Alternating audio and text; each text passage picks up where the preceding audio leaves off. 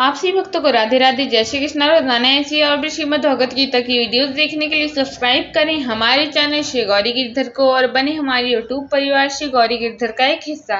यदि आप सभी ने पहले से ही चैनल को सब्सक्राइब करके हमारे परिवार का हिस्सा बन चुके हैं तो इसके लिए आप सभी का बहुत बहुत दिल से धन्यवाद और आभार। और यदि आप सभी चैनल पे पहली बार आ रहे हैं या आप सभी इससे पहले भी कई बार आ चुके हैं लेकिन वीडियोस को देख के चले जाते हैं, तो मेरा आपसे यही विनम्र निवेदन है कि समय को सोचने में व्यर्थ बिल्कुल भी ना करें और इसी समय चैनल को सब्सक्राइब करके बने हमारे यूट्यूब परिवार श्री गौरी गिरधर का एक हिस्सा, क्योंकि आगे भी इस चैनल पे आपको ऐसी ही बहुत सारी अच्छी अच्छी भगवान से जुड़ी बातें जानने वाली वीडियोस को और इन्फॉर्मेटिव वीडियोस देखने मिलने वाली हैं। इसलिए समय को सोचने में व्यर्थ बिल्कुल भी ना करें और चैनल को सब्सक्राइब करके बने हमारे यूट्यूब परिवार श्री गौरी गिरधर का एक हिस्सा। आज हम सभी पढ़ेंगे श्रीमद् भगवद गीता का अध्याय 7, जिसे ज्ञान विज्ञान योग के नाम से जाना जाता है। उसका श्लोक नंबर 4, 5 और 6 चलिए पढ़ते हैं। श्लोक नंबर 4 और 5 को हम सभी एक ही साथ पढ़ेंगे। भूमिरापः अनलो वायुः खम मनो बुद्धिरेव च अहंकार इति ये मे भिन्ना प्रकृतिष्ठिता अपरेमित सत्त्वन्यां प्रकृतिं विद्धि मे परां जीवभूतां महाबाहो येदं धार्यते जगत। इस श्लोक का अर्थ होगा, पृथ्वी, जल, अग्नि, वायु, आकाश, मन, बुद्धि और अहंकार भी, इस प्रकार ये 8 प्रकार से विभाजित मेरी प्रकृति है। यह 8 प्रकार के भेदों वाली तो अपरा अर्थात मेरी जड़ प्रकृति है। और हे महाबाहो, इससे दूसरी को, जिससे यह संपूर्ण जगत धारण किया जाता है, मेरी जीव रूपा परा अर्थात चेतन प्रकृति जान। इन दोनों श्लोकों की व्याख्या होगी। अर्जुन को जड़ और चेतन का भेद स्पष्ट करने के लिए भगवान श्री कृष्ण प्रथम प्रकृति के 8 भागों को बताते हैं, जिसे यहाँ अष्टधा प्रकृति कहा गया है। इसे विवेक से प्रत्येक व्यक्ति अपने शुद्ध और दिव्य स्वरूप को पहचान सकता है। आकाश, वायु, अग्नि, जल और पृथ्वी, ये पंचमहाभूत तथा मन, बुद्धि और अहंकार, यह है अष्टधा प्रकृति, जो परम सत्य के अज्ञान के कारण उस पर अध्यस्त यानी कल्पित है।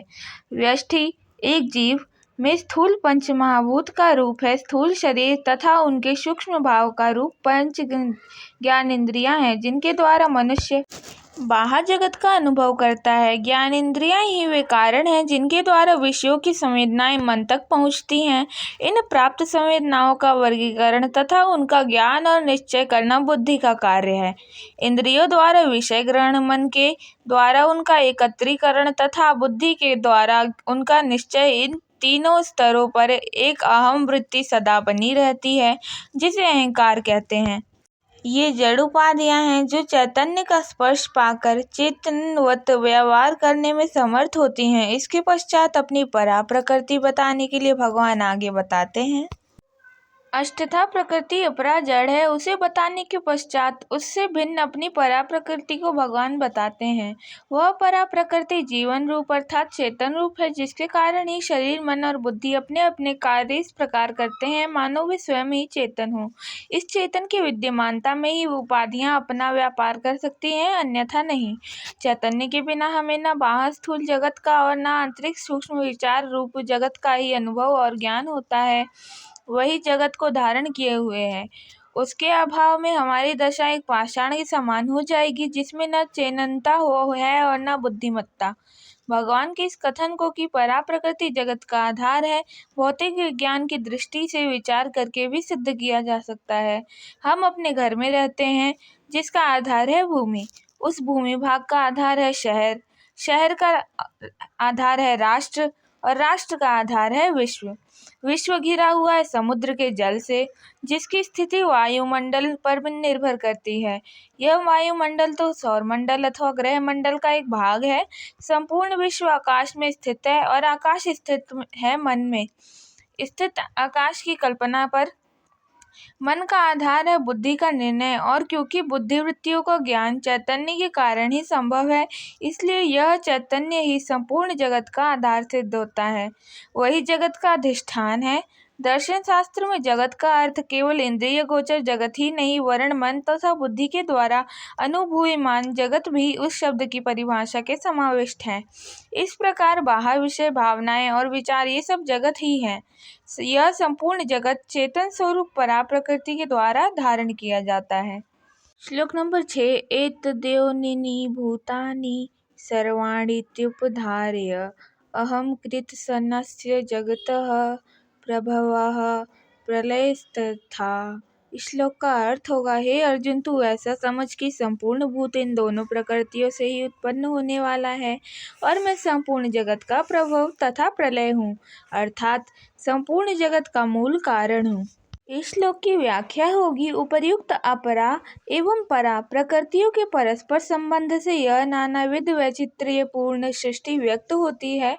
जड़ प्रकृति के बिना चैतन्य की सामर्थ्य व्यक्त नहीं हो सकती और न उसके बिना जड़ उपाधियों में चिन्हवत व्यवहार की संभावना ही रहती है।